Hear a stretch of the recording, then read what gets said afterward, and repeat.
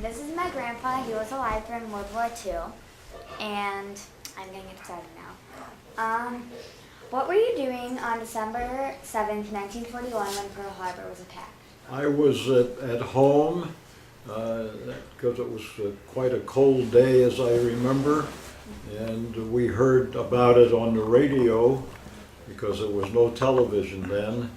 And what I really remember is in the evening they came around selling extra newspapers, and the boy would walk up the street with newspapers and shout, "Extra, extra," read all about it, and you could buy a newspaper to get the news that way. Okay. What was America's attitude toward the war before December 7th, 1941? I think the attack on Pearl Harbor was certainly a surprise, but we had been talking to Japan for a long time about conflicts, and we had stopped sending them some material that they might use for war. So it was not unexpected, but it was a surprise that they attacked the way they did. Okay. How do you think your life changed after December 7th? Well, it changed because suddenly everyone that was in school or any place else was either subject to being drafted, which means you were called to be either in the Army or the Navy or the Marines, or you could volunteer to do that. And probably many of my friends went off to be in the war before I did, because I was still in high school at that time. What do you remember most about the war years? All of the headlines about first we were not winning the war with Japan or with the other Germany and the other folks. But then gradually there were headlines all the time about what we were doing. And I remember the first big battle we won was the Battle of Midway with the Japanese, where we sank a lot of their aircraft carriers. And gradually, one island at a time, we were winning that war and getting ready to invade Europe against Germany.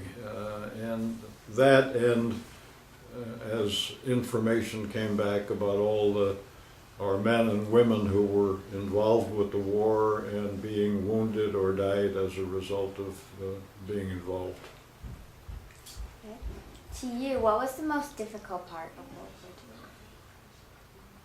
Well, there were many shortages. We had something called ration books, where you had to use a stamp to buy gasoline or meat and many other things.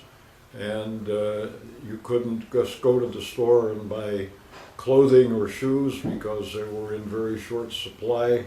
They were being used to fight the war. Okay. Was there anything positive you remember happening as a result of the U.S.'s involvement with World War II? I'm sorry, ask me the question again. Was there anything positive you remember happening as a result of the U.S. joining the war? Well, you know, at that time, the most positive thing was beginning to win the war and bring it to an end, which finally did happen. And I volunteered to go in the Navy when I got out of high school in 1945. And the war in Europe had already ended, but we were still fighting the Japanese, and I was still in training for the Navy when they dropped the atomic bomb on Japan in August. What would you like today's generation of students to know about your generation? Well, I think we. How much time we have? That's a very good question, and I think what's hard for people to believe is the sacrifices that the generation went through, both in terms of loss of life and the material things that were not available. So it was totally different than what we have today in terms of ability to buy things and to enjoy our freedom. How was the Navy like? I liked my time in the Navy. I went overseas to Shanghai, China, and then was assigned to a minesweeper, which the Japanese had planted mines in the ocean to help to blow up ships, and we swept mines in the Yangtze River and then on the southern end of Formosa, that is now Taiwan, and then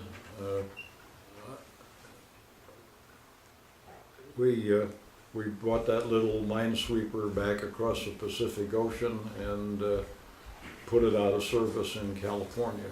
So I was only in for a little over a year, but I had some experience with what the war was about when it was really being fought.